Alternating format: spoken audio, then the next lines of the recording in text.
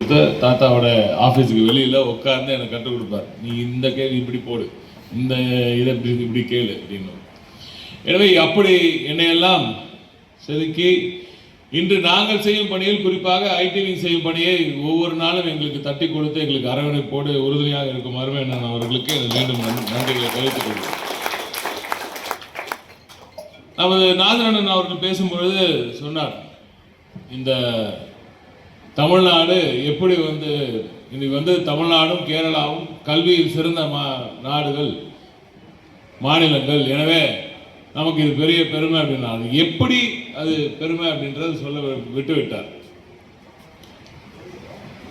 நமது மாணவ பெருமக்கள், மாணவ செல்வங்கள் இதை கூர்ந்து கவனிக்கணும்.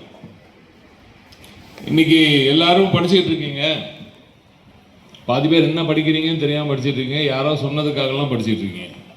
இல்லை, நம்ம இஷ்டத்துக்கு எங்கே படிக்க விடுறாங்க. இப்போ சில நேரம் நம்ம அப்பா அம்மா சொல்கிறத படிக்கிறோம், நண்பன் அந்த ஸ்கூலில் போய் படிக்கிறான், அந்த காலேஜில் போய் படிக்கிறான்றதுக்காக சேர்றோம். ஆனால் ஒரு சிலர் தெளிவாக தேர்ந்தெடுத்து எது பிடிக்குதோ அதை படிக்கிறோம். அப்படி படிக்கிறதுனால வாழ்க்கையில் அடுத்த கட்டத்துக்கு உயர்கிறார்கள் பலர். ஆனால் நீ எப்படிப்பட்ட சூழ்நிலையிலிருந்து வந்தாலும் உன்னை உயர்த்த வேண்டும் என்ற நோக்கத்துடன் செயல்பட்டு கொண்டிருக்கும் திராவிட மாடல் அரசில் தமிழ்நாடு எப்படி உயர்ந்து நிற்கிறது என்றால், ஒரு வருடத்துக்கு 1,50,000 இன்ஜினியர்ஸ் நம்ம உருவாக்குறோம். 1,50,000 engineers. And that is why today Tamil Nadu is the talent capital of India, right?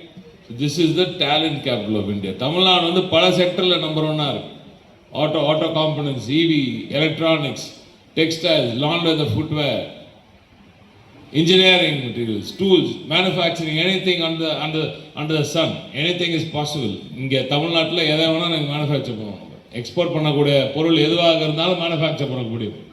அதற்கேற்ப வேலை வாய்ப்பை உருவாக்கி கொண்டிருக்கிறார். இந்த 4 ஆண்டுகளில் மட்டும் 10,10,000 கோடிக்கு மேல் முதலீடை ஈர்த்த மிகப்பெரிய முதலமைச்சர் முதலமைச்சர் தமிழ்நாடு முதலமைச்சர் மு.க. ஸ்டாலின் அவர்கள். இதன் மூலம் 31 லட்சம் வேலை வாய்ப்புகளுக்கு அடித்தளமிட்டு இருக்கிறார் நமது மாண்புமிகு முதலமைச்சர் அவர்கள். முதலமைச்சர்கிட்ட போயிட்டு இவ்வளவு இன்வெஸ்ட்மெண்ட் வந்திருக்குன்னு சொன்னால் அவர் அதை பார்க்க மாட்டார். அவர் கேட்கறதெல்லாம் எத்தனை பேருக்கு வேலை வாய்ப்பை உருவாக்கி இருக்கிறார் என்பதுதான் அவரது கேள்வி. பல திட்டங்களை உருவாக்கியதனால்தான் இது வந்திருக்கு. இன்று அண்ணன் சொன்னவர் நம்ம எஜுகேஷன் ஃபர்ஸ்ட்ல இருக்கோம் சொல்றோமே, எப்படின்னா டாப் 100 இன்ஸ்டிடியூஷன்ஸ்ல இந்தியாவில் 27% தமிழ்நாட்டில் தான் இருக்குது. 27%. இது அது ஏன் தமிழ்நாட்டுக்கு மட்டும் ஒரு தனியா எங்க போனாலும் தனியா ஒரு மின்னுத இந்த மாநிலம் மட்டும் என்றால், 100 ஆண்டுகளுக்கு முன்னால் ஜஸ்டிஸ் பார்ட்டி துவங்கி கல்விக்கு நாம் கொடுத்த முக்கியத்துவம் தான் அதற்கு முதல் காரணம். கல்விக்கு கொடுத்த முக்கியத்துவத்தை மட்டும் இல்லாமல் inclusive education for all, inclusivity பற்றி அண்ணன் நாதரண்ணன் பேசினாங்க. எல்லோருக்கும் எல்லாம் கிடைத்தது. இன்றும் மாண்புமிகு முதலமைச்சர் அதை நோக்கி தான் செயல்படுகிறார்.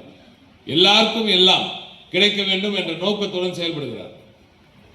ஆகையால் தான் சொல்கிறேன், இந்த மாநிலம் மட்டும் தனியாக ஏன் மின்னுதுன்னா, இந்திய அளவில் பணிபுரியும் பெண்களில் உங்களுக்கு தெரியுமா, இந்திய அளவில் பணிபுரியும் பெண்களில் ஆர்கனைஸ் செக்டர்ல, ஃபேக்டரிஸ்ல பணிபுரியும் பெண்கள்ல இந்திய அளவில் பணிபுரியும் பெண்கள்ல 41% தமிழ்நாட்டை சார்ந்தவர்கள். 41% தெரியுமா? இதுல 2 விஷயம் புரியுது. தமிழ்நாடு எவ்வளவு பெரிய ஒரு சோசியல் ஜஸ்டிஸ் ஸ்டேட் அப்படின்றது உங்களுக்கு புரியணும். 41% ஒரே ஒரு மாநிலத்திலிருந்து. நம்ம பாப்புலேஷன் எவ்வளோ? 6% கீழே தான். இந்தியா பாப்புலேஷன்ல தமிழ்நாட்டோட பாப்புலேஷன் 6% கீழே. ஆனால் நம்ம ஜிடிபிக்கு கான்ட்ரிபியூட் பண்றது எவ்வளோ? இந்த தேசத்தின் வளர்ச்சிக்கு 11% கான்ட்ரிபியூட் பண்றோம். 6% கீழே இருக்கிற மக்கள் எப்படி 11% உற்பத்தியை கொடுக்குறாங்க? நம்ம எப்படி ஜிடிபிக்கு கொடுக்குறோம்? நம்ம growth கொடுக்குறோம். இந்தியாவோட வளர்ச்சி 6% இருக்கும்போது நாம மட்டும் 9.69% வளர்றோமே, எப்படி அது? ஏன்னா அந்த அளவுக்கு மேனுஃபேக்சரிங்ல, அந்த அளவுக்கு கல்விக்கு முக்கியத்துவம் கொடுத்தனால அந்த அளவுக்கு நல்ல டேலண்ட் கிடைக்குது. அதனால மேனுஃபேக்சரிங் இன்க்ரீஸ் ஆகுது. அதனால ஸ்டேட்டோட ஒட்டுமொத்த வளர்ச்சி இன்க்ரீஸ் ஆகுது. அதை தாண்டி மாண்புமிகு திராவிட நாயகன் அவர்களின் இந்த நல்லாட்சியில் தான் டிஸ்ட்ரிபியூட்டட் growth, எது டிஸ்ட்ரிபியூட்டட் growthனா எல்லாருக்கும் எல்லாம் சொல்கிறாரு. பரவலாக்கப்பட்ட வளர்ச்சி. வளர்ச்சி ஒரு இடத்துல மட்டும் இருந்துடாம, சென்னைனா சென்னையில் மட்டும் இருந்துடாம, கோவைனா கோவையில் மட்டும் இருந்துடாம, பரவலாக்கப்பட்ட வளர்ச்சி. தமிழகத்தில் உள்ள அனைத்து பகுதிகளுக்கும் வளர்ச்சி கொண்டு போய் சேர்த்து எல்லா பகுதிகளிலும் படிக்கிற பிள்ளைங்களுக்கு அவங்கவுங்க இல்லங்களுக்கு அருகாமையிலேயே வேலையை கொடுக்கும் அந்த பணியை மாண்புமிகு திராவிட நாயகன் அவர்கள் செய்து கொண்டு இருக்கிறார். ஆகையால் தான் இந்த மாநிலம் இவ்வளவு வளர்ச்சி அடைந்திருக்கிறது. இவ்வளவு வளர்ச்சி அடைந்து இப்படி போன் இவ்வளவு தூரம் இங்க எல்லாரும் தொண்டை தண்ணி இவ்வளவு கஷ்டப்பட்டு பேசினா கூட நீ பாட்டுக்கு அந்த ஓரமா உட்காந்து போன் பேசிட்டு இருக்க பாரு. நீ உனக்கு அந்த போன் கொடுத்தது யாருன்னு நீ தெரிஞ்சுக்கணும். நீ என்ன நினைக்கிறோம்னா இந்த போனும் கையில வந்ததுக்கு காரணம் திராவிட முன்னேற்ற கழகம் என்பதை நீ புரிந்து கொள்ள வேண்டும். அண்ணன் நாகரன் ஒன்று சொன்னாரு, நாங்க அரசியல்லாம் பேசுறோம்னா நான் எல்லா விஷயத்துலையும் ஒன்று அவரோட ஸ்டாண்ட் தான் கரெக்டு. ஏன்னா அவர் வந்து அவரோட துறையில் இருக்காரு, எல்லோருக்கும் நல்லது நடக்கணும்ன்று ஈக்குவலாக இருக்காரு, நியூட்ரலாக இருக்கார், விச் இஸ் வெரி குட். அதே சமயத்தில் ஒன்று சொன்னார், தாய்மொழியில் கற்றுக்கொள்ள வேண்டும், அம்மா அப்பா என்று விழிக்க வேண்டும், மம்மி டாடின்னு கூப்பிடாங்கடா வீட்டில் சொன்னார். அதெல்லாம் ஓகே, அதெல்லாம் சரிதான். ஆனால் வாங்கஜி பொங்கஜின்னு மட்டும் நீங்கள் யாரும் கூப்பிட்றாதீங்க, அதுதான் நாங்கள் சொல்லிடுவோம். அது சினிமாவில் ஜாஸ்தி, அண்ணனுக்கு நல்லா தெரியும். ஆனால் பிள்ளைங்களுக்கு நான் சொல்கிறேன், நீ வந்து தமிழ் பேசு, அடுத்த ஆங்கிலம் பேசு, இந்த வாங்கஜி பொங்கஜிலாம் விட்டுரு, அது வேணாம். அது நம்மக்கிட்ட நம்மளது இல்லை. அதெல்லாம் நமக்கு தேவையானதை மட்டும். அந்த நேரத்தில் நீங்கள் இங்கிலீஷ் இன்னும் கொஞ்சம் அதிகமாக படி, நல்ல இடத்துல வேலை வாய்ப்பு கிடைக்கும், நல்ல இன்டர்வியூ ஸ்கில்ஸ்க்கு வரும். உலக அளவில் நீ வளர வேண்டும் என்றால் உனக்கு ஆங்கிலம் தான் உறுதுணையாக நிற்குமே தவிர ஹிந்தி அல்ல. எனவே 2 விதயங்களை மட்டும் நான் சொல்லி முடித்து விடுகிறேன். அண்ணா அவர்கள் பேசும்பொழுது மிக சிறப்பாக சொன்னார், சோஷியல் மீடியா ட்ரிவன் வேர்ல்டு. இன்று எல்லாமே சோஷியல் மீடியா, எல்லாத்தையும் அதை பார்த்தே கற்றுக்கிறோம். எல்லாமே எனக்கு எல்லாம் தெரியும்னு நினைக்கிறோம். எப்படி தெரியும்னு கேட்டால் வாட்ஸ்அப்லேருந்து தெரியுதுன்றோம், விச் இஸ் அப்சர்வ், ரைட்? அதுக்கு தான் பெரியார்னு ஒரு தாத்தா ஒருத்தர் இருந்தார். தெரியுமா தாத்தா பெரியார்? தெரியுமா அவனுக்கு? எந்த தாத்தாவை தெரியுதோ இல்லையோ, நம்ம பசங்களுக்கு KFC தாத்தா தான் தெரியுதே தவிர இன்னும் பெரியார் தெரியுமா? அது வேணால் தெரியுது இல்லை. ஆனால் உனக்கு உண்மையாக தெரிய வேண்டிய தாத்தா கலைஞர் தெரியணும், தாத்தா தந்தை பெரியார் தெரியும், பேரறிஞர் அண்ணா தெரியும். இவ்வளோ பேரை கூப்பிட்டு உட்காந்து சேகர் பாபுன்னா எனது ஆர்வலர் ஜோசப் சாமியால் அவர்களும் இங்கே இந்த கூட்டத்தை நடத்தி இவ்வளோ பேருக்கு இவ்வளோ விஷயங்கள் செய்கிறாங்கன்னு நினைக்கிறியே. எங்கள் வேலை என்ன தெரியுமா? உனக்கு கூட்டு வந்து இப்போ எல்லாருக்கிட்டையும் ஓட்டு போடுங்க, ஓட்டு போடுங்க, உதயசூரனுக்கு வாக்களிக்க நான் கேட்டோம். அப்படிலாம் கேட்கல. நீ எங்கேயா உட்காந்து இப்போ அது சிந்தின்னு தான் சொல்கிறோம், புரியுதா? உன் இஷ்டம். உனக்கு இந்த ஃப்ரீடம் கிடைச்சிருக்க, இவ்வளவு தூரம் நீ வந்து நிற்கிறிய. பெண்கள் இன்னைக்கு எத்தனை மாநிலத்தில் சுதந்திரமாக நடமாட முடியுதுன்னு கேளுங்க. ஏன் எத்தனை மாநிலத்தில் படிக்க முடியுதுன்னு கேளுங்க. முதல்ல எத்தனை மாநிலத்தில் படிக்க முடியும் யோசிச்சு பாருங்க. 41% பெண்கள் தமிழ்நாட்டில் மட்டும்தான் இவ்வளவு தூரம் இருக்காங்க. அப்போ எப்படி அது? அப்போ என்ன அர்த்தம்? அதுக்கு 6% கம்மியாக இருக்கிற மக்கள் தொகையில் பெண்கள் 41%, இந்திய அளவில் வேலை பண்ணுற பெண்கள் 41% வேலை நம்பாளுங்களா இருந்தா, அப்போ மீதெல்லாம் என்ன ஆச்சுன்னு கேட்க வேணாம் நீ. இது நமக்கு பெருமையான ஒரு விஷயம். ஆனால் இந்தியாவுக்கு எவ்வளோ பெரிய ஒரு மோசமான விஷயம் அது. இந்திய அளவில் எத்தனை பெண்கள் வேலைக்கு போகலன்னு யோசி.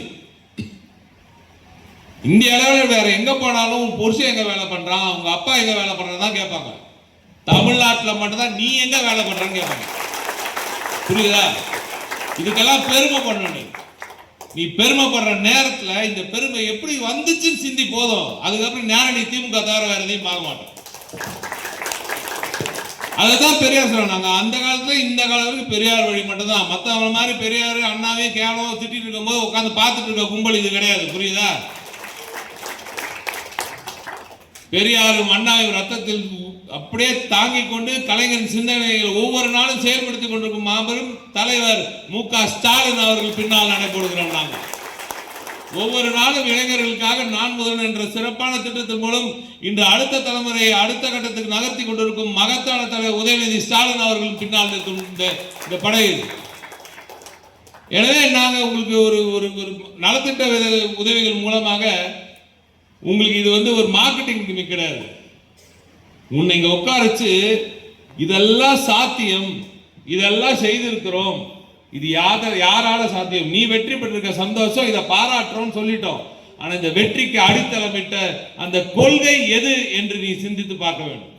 அந்த கொள்கையின் பின்னால் என்றும் நிற்க வேண்டும் என்றால் நீ முதல்ல கேள்வி கேட்டுக்கணும். வாட்ஸ்அப்பை தாண்டி கேள்வி கேட்கணும், வாட்ஸ்அப்பையும் கேள்வி கேட்கணும். நீ முதல்ல அதை கேள்வி கேட்டேன்னு வச்சுக்க, அப்போ புரியும் எங்கேருந்து வந்தோம் இப்ப எங்க இருக்கோம் அப்படின்றது புரியும். இன்னைக்கு நம்ம சாதாரணமா நினைச்சிட்டு இருக்கோமே இந்த சேரெல்லாம், அன்னைக்கெல்லாம் கிடையாது தம்பி. நமக்கு சேரை விடு, ரோட்ல நடக்க முடியாது நம்ம, தெரியுமா? ஒரு சில ரோட்ல நம்ம நடக்க முடியாது, நடக்கக்கூடாது. ஆனால் நீ நடக்க வச்ச அந்த கொடி கருப்பு சிவப்பு கொடி, அது தெரிஞ்சு. அதனாலதான் எங்களுக்கெல்லாம் திமுக காரன்னா ஒரு தனி திமிரு இருக்கு. ஏன்னா நாங்க மட்டும்தான் இந்த இனத்தை வளர்த்தெடுத்த ஒரே இயக்கம் திராவிட முன்னேற்ற கழகம் என்ற இந்த இயக்கம். அந்த திமிரு திமுக காரன் தவிர வேற எவனுக்கு வராது. ஏன்னா அந்த கெத்து, அந்த தெம்பு, திராணி எல்லாம் எனக்கு இந்த திமுக காரன் மட்டும்தான் இருக்கு. அப்படிப்பட்ட இயக்கத்திலிருந்து வந்து ஒரு திட்டத்தை அறிவிக்கிறோம், ஒரு செயல் திட்டத்தை அறிவிக்கிறார் ஒரு தலைவர் என்றால் அதற்கு பின்னால் திரண்டு ஒரு அணியாக திரண்டு தமிழகத்திற்காக, தமிழகத்தின் வளர்ச்சிக்காக, தமிழகத்தின் ஒவ்வொரு கடைகோடி தொண்டரின், கடைகோடி மக்களின் வளர்ச்சிக்காக, தமிழகத்தின் உரிமைக்காக போராடும் மாபெரும் மக்கள் இயக்கம் திராவிட முன்னேற்ற கழகம். அப்படிப்பட்ட அமைப்புல உறுப்பினராக இருக்கிறதே மிகப்பெரிய ஒரு பெரிய பேரு. அதுல ஒரு அற்புதமான மாவட்ட கழக செயலாளராக எனது அருகிற அண்ணன் இன்று இந்த அற்புதமான தொகுதியில் ஒரு மக்கள் பிரதிநிதியாக ஒரு திமுக காரர் இருக்கான்றனால்தான் இவ்வளவு வளர்ச்சி இந்த நாட்டில் வருது. இந்த வளர்ச்சி தொடர வேண்டும் என்றால் மகத்தான முதலமைச்சராக மாண்புமிகு திராவிட நாயகன் அவர்கள் நிச்சயமாக அடுத்து 2வது முறையாக திராவிட முன்னேற்ற கழகத்தின் முதலமைச்சராக, இந்த தமிழ்நாட்டின் முதலமைச்சராக 7வது முறை ஆட்சி திமுக பிடிக்கும் பொழுது நிச்சயமாக தமிழகத்தின் வளர்ச்சி இன்னும் அபரிவிதமாக இருக்கும். அந்த வளர்ச்சியில் நீங்களும் பங்கு பெறுவீர்கள். உங்களின் வளர்ச்சியில் தான் மாண்புமிகு முதலமைச்சர் அவர்கள் குறியாக இருக்கிறார். உங்களின் வேலைவாய்ப்புகளுக்காகத்தான் ஒவ்வொரு நாளும் உழைக்கிறார்.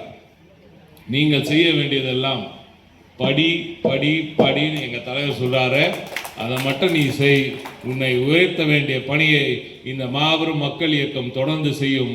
அதை எனது அருகிற அண்ணன் பி.கே. சேகர்பாபு அவர்கள் போன்ற, ஜோசப் சாமியல் போன்ற அவர்கள் எல்லாம் உங்களோடு இருந்து பேரறிஞர் அண்ணா அவர்கள் சொன்னதை போல மக்களிடம் செல், மக்களோடவே பயணி, அவங்களிடம் கற்றுக்கோ, அவங்களுக்கு என்ன தேவையோ செய் அப்படின்னு சொல்லியிருக்கார்.